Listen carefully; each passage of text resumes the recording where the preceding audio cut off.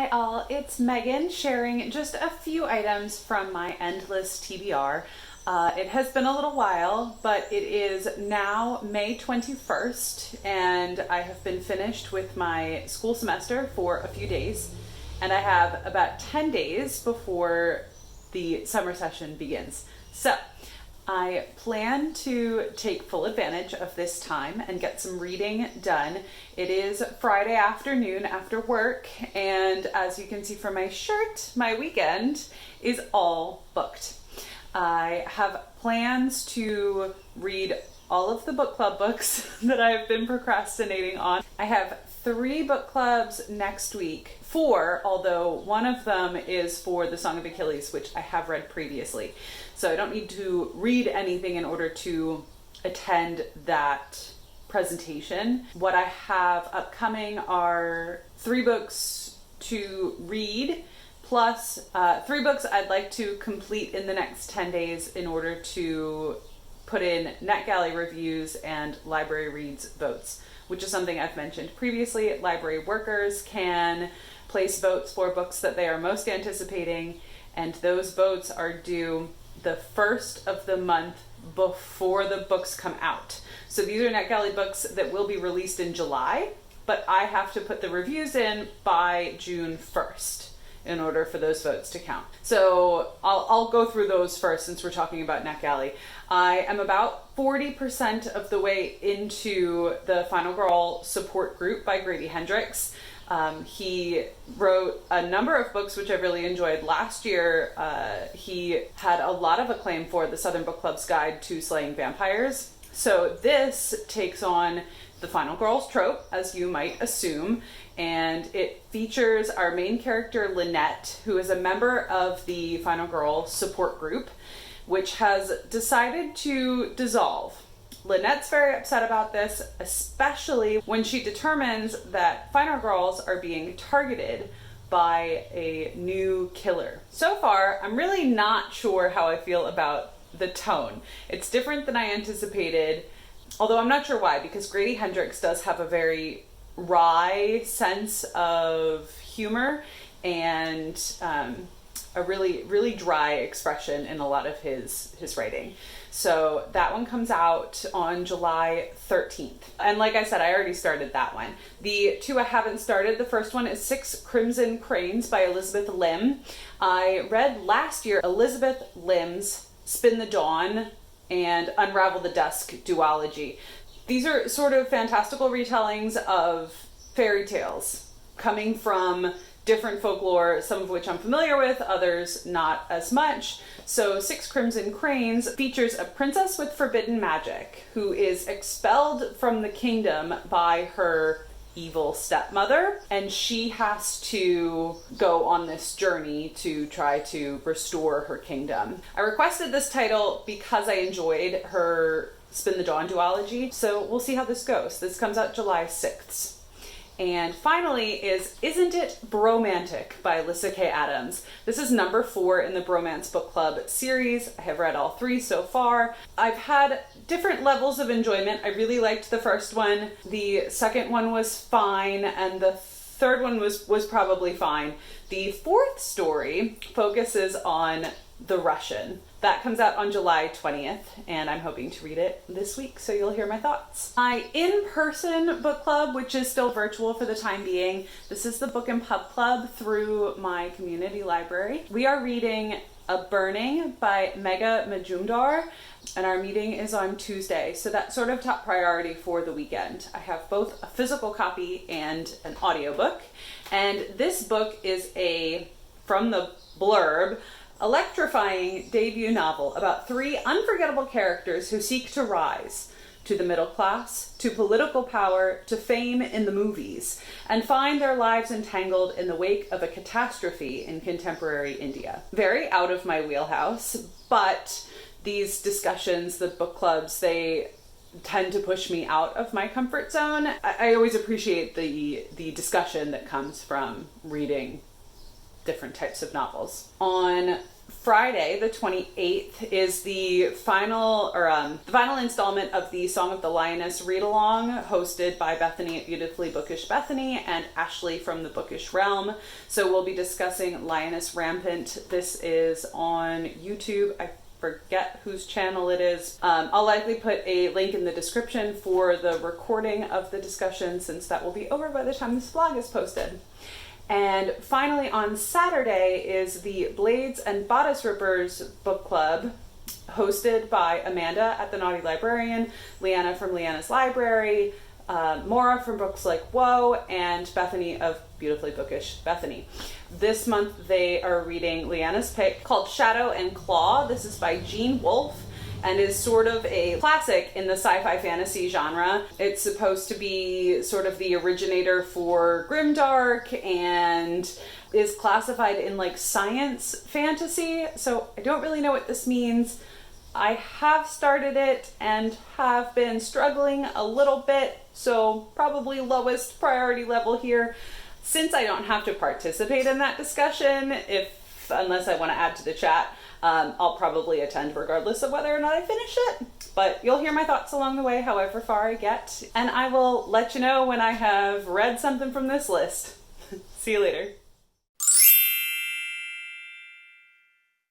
Happy Saturday. I did not update you last night, nor did I do any reading from the TBR that I presented in the first clip.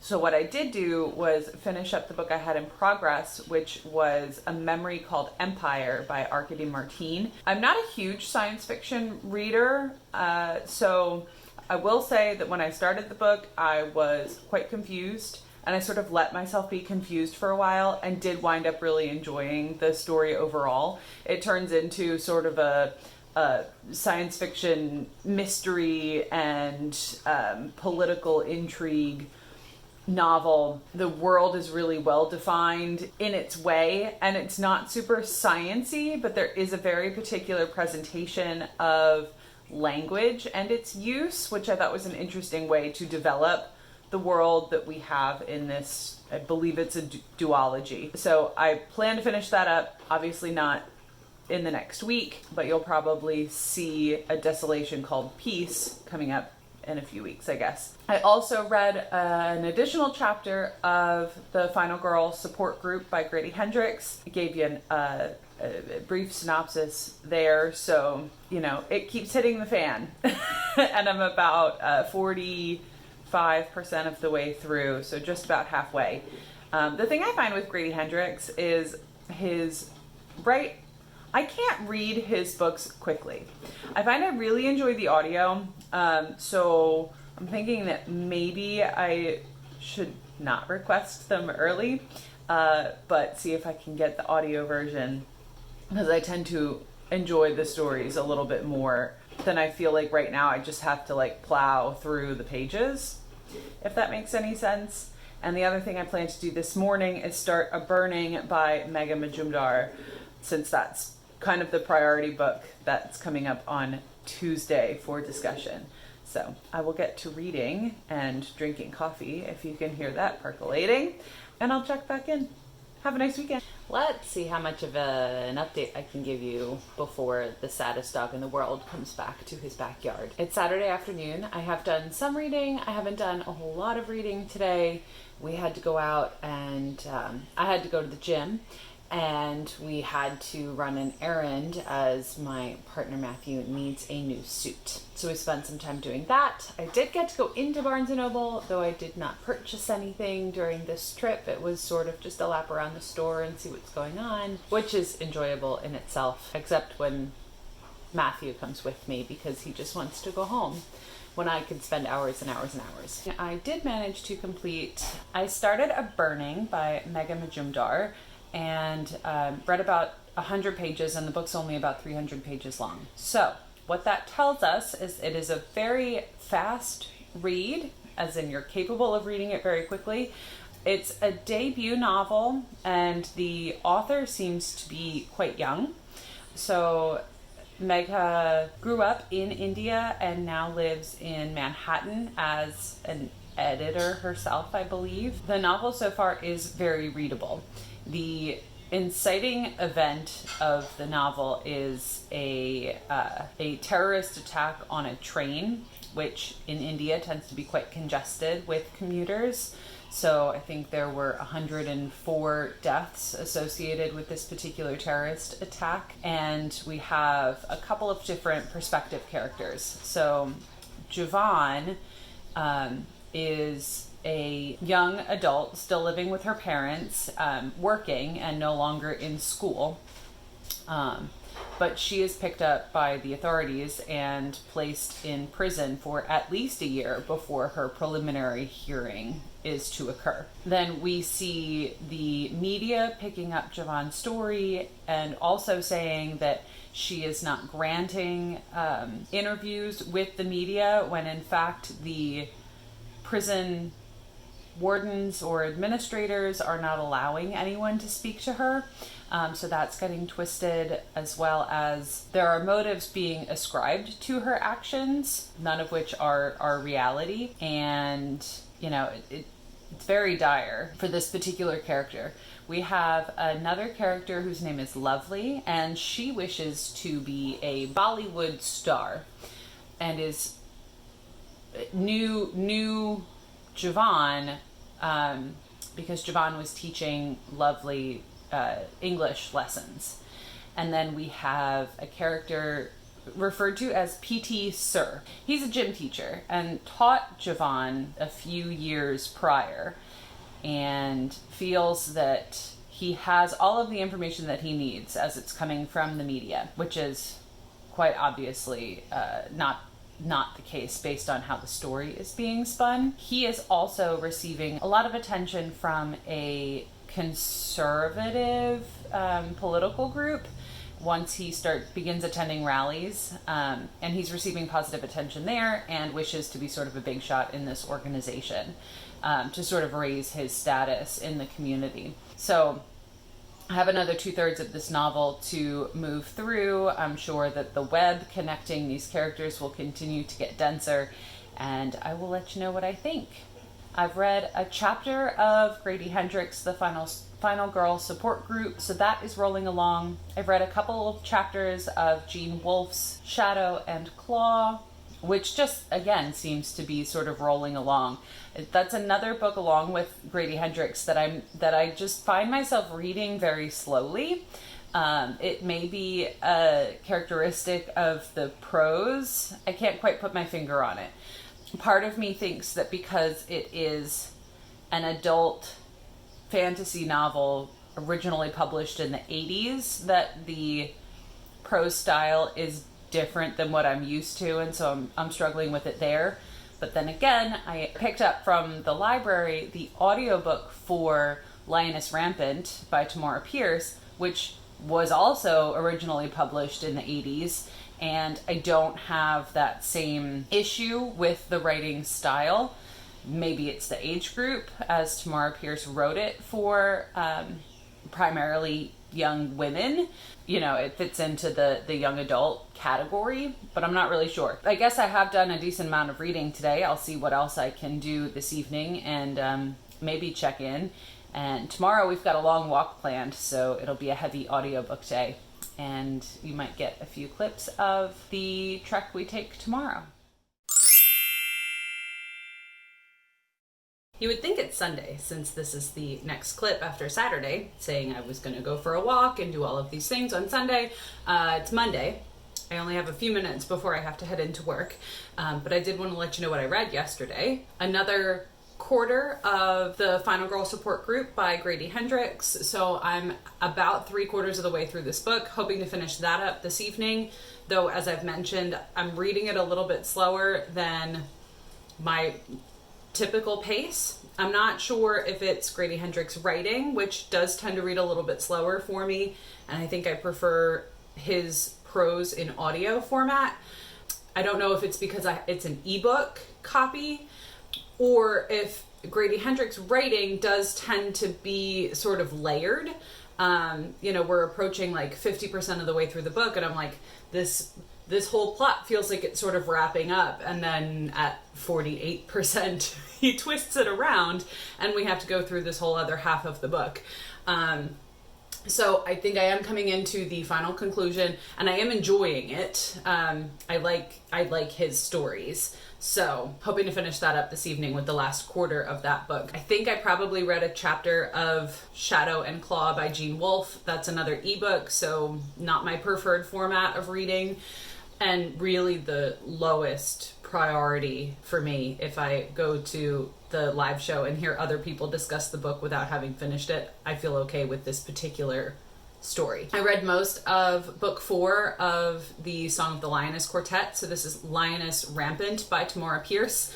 There's a live show on Friday evening. I will link the recording in the description box. So that is on our long walk yesterday. I read the majority of this book via audio, which happened to be available through Libby. And it's the 4th book in a series, so I can't give you too much information. But the series starts off with Alana, the first adventure, where Alana wants to be a knight in a world where there hasn't been a female knight in centuries. So she poses as a boy and begins her studies toward being a knight. I've really enjoyed the series overall. The first book I think has been my favorite, though I am really enjoying the events in this story. The world has really expanded through the series, and we sort of visit different places and different cultures in this world in the 4th book, just to sort of check in and wrap up a little bit. So I will definitely finish that one before the live show. I just haven't listened today. And I guess the rest of my copies are ebook. Once I'm finished the Grady Hendrix, I'll likely move on to 6 Crimson Cranes. This is by Elizabeth Lim, and I think I bought myself enough time that I have plenty of reading time on Tuesday, tomorrow, that I'm hoping to read the majority of that book tomorrow. I did read another 100 pages in A Burning by Megha Majumdar. This is for my in-person book club, which is Tuesday evening. So I have about 90 pages remaining, and it's a heavy book.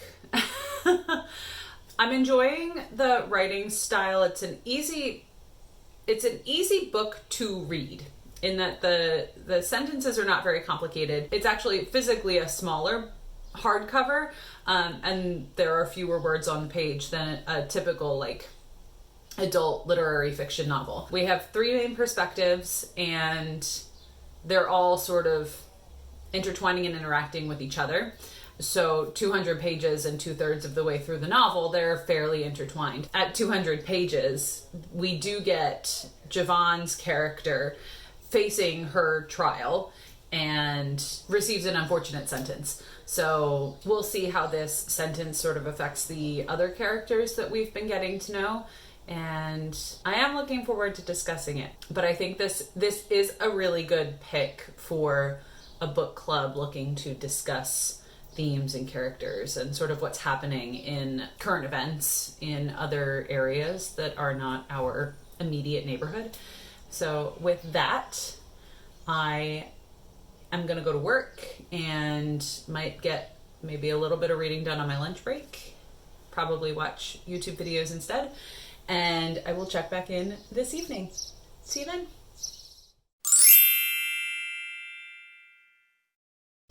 So, brief update here for the vlog. It's Tuesday at the end of the workday. That means it's book club night, and I was able to finish my book. So, excellent. The book club book is A Burning by Megha Majumdar. This is a debut novel by an Indian author who was born and raised in India and now lives in Manhattan. We get a number of different perspectives from folks who are in sort of different situations, scenarios in a large Indian city. So there's conversations regarding religion and position in society and what that can get you and how you can sort of grow that position in a limited sense. Some of the characters wind up pretty well at the end, or at least get what they were aiming for, and others do not. So you'll have to pick up the book and discover that for yourself if you are so interested.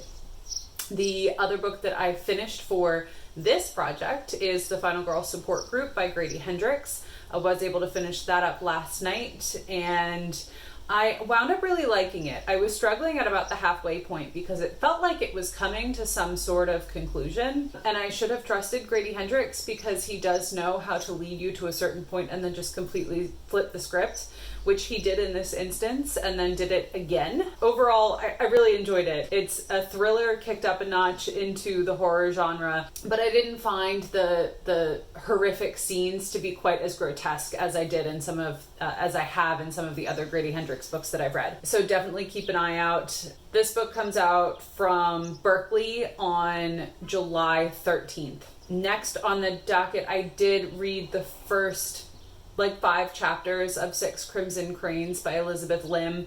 Have not yet completed the part of the synopsis that we get at the back of the book, though we have met our Princess Shiori, and now we know there's something strange about the stepmother, but we don't really have too many details on that.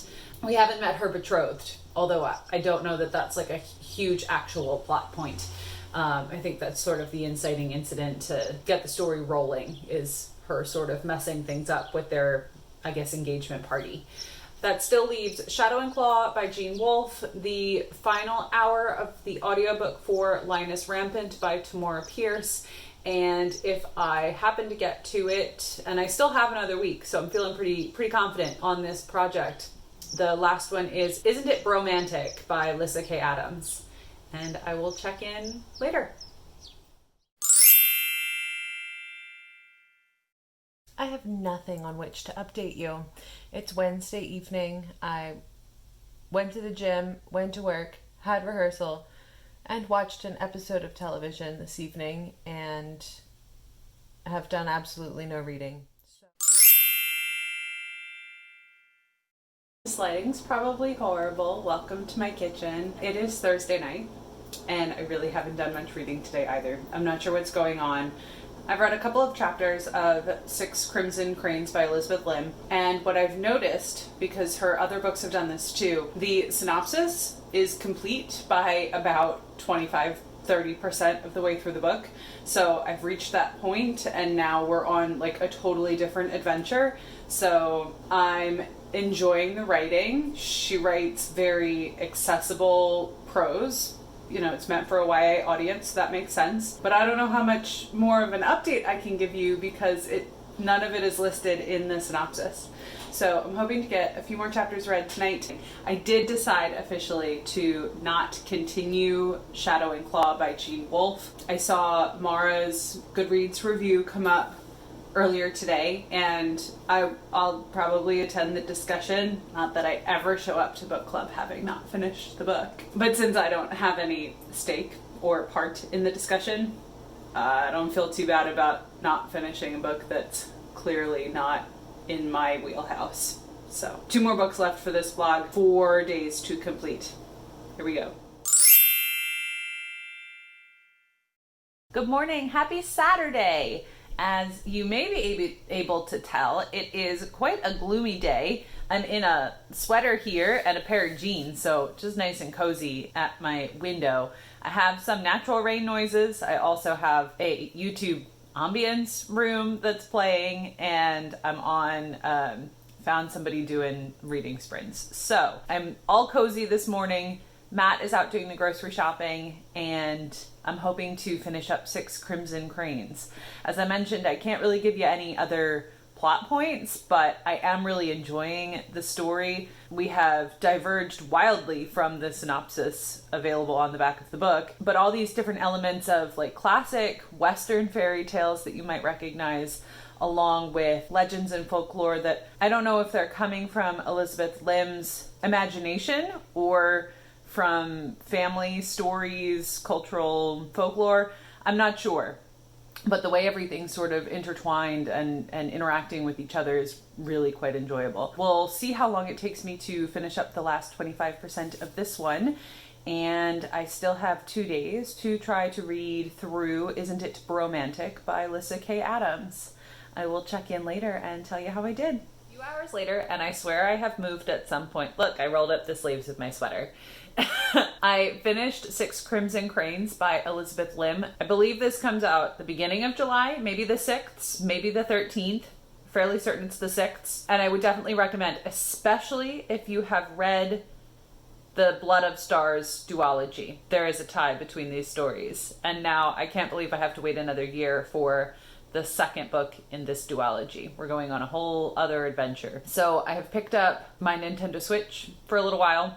I'm really bad at sticking with games, so it may just be this afternoon and then I'll take the game back to the library. And we are watching the Miyazaki animated film Spirited Away. I've actually never seen anything by this director, artist. I don't actually know what his title would be. So we're going to eat lunch while watching Spirited Away, and I will probably check back in later.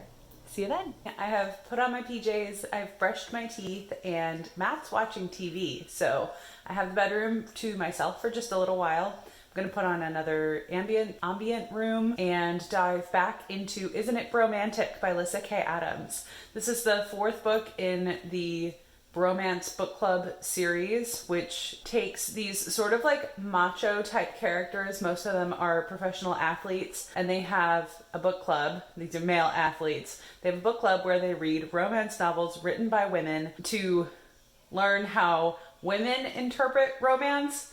So the series itself has kind of been like ups and downs. This 4th book focuses on Vlad the Russian. He's real gung-ho for the grand gesture at the end of any romance story. After that 3rd act breakup, he comes in with that grand gesture. He's been mostly comedic and less dialogue heavy so far. So it'll be interesting getting his particular story with his wife. He wants a real and true relationship with, and that's something he felt like he hasn't had before. So I read about the first 2 chapters or so this afternoon. Spirited Away was amazing. I can't believe I've waited 20 years to watch this movie. And I think we will definitely be borrowing the other Miyazaki films as available, probably from the library.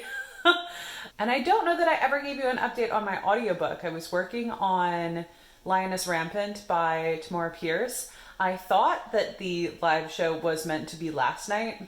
Then when I was like, I haven't gotten my notification that Ashley and Bethany are live, turns out that it's not until next Thursday. So I don't know if I made a mistake or if they had to reschedule.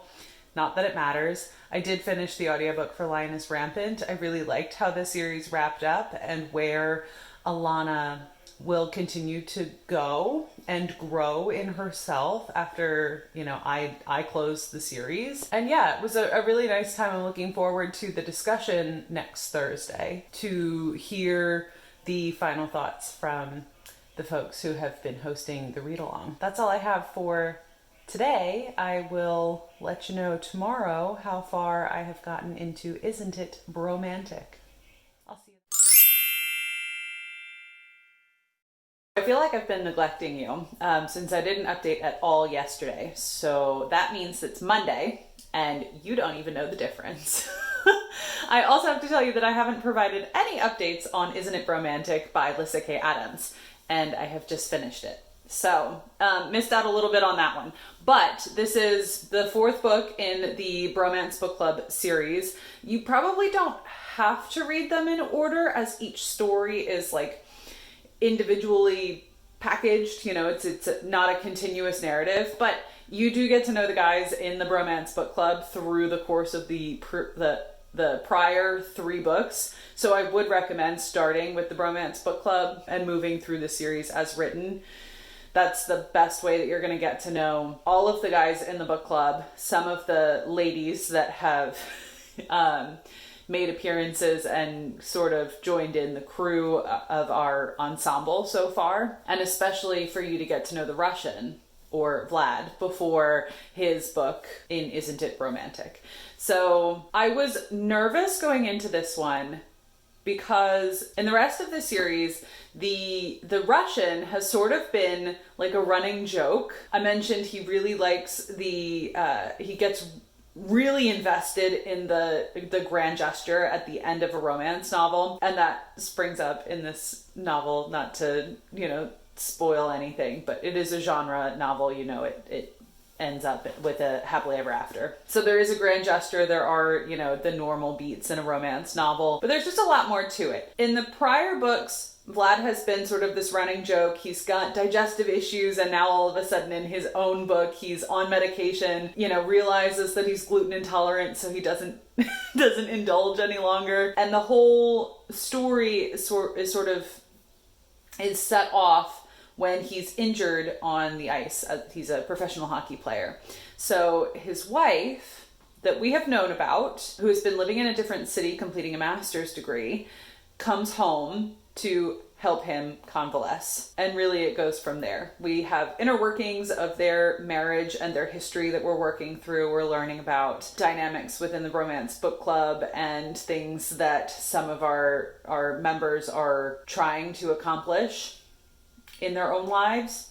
And all the feelings were there. I laughed in one chapter and then I had tears in my eyes in the next. So I would certainly recommend, if you're a fan of the rom-com genre, I would recommend, if you have read any of the other romance book club books and, had a chuckle at anything that the Russian had to do or say. And I think that's the end of the vlog here. It's Monday the 31st. I have to get my reviews in for Netflix in order for these library reads votes to count.